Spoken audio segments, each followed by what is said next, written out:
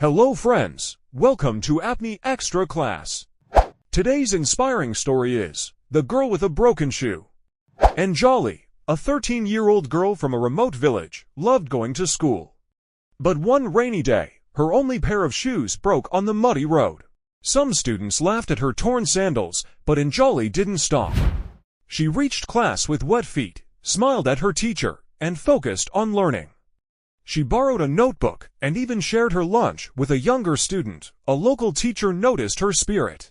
The next week, he gifted her a new pair of shoes and offered free evening classes. Years later, Anjali became a teacher in that same school.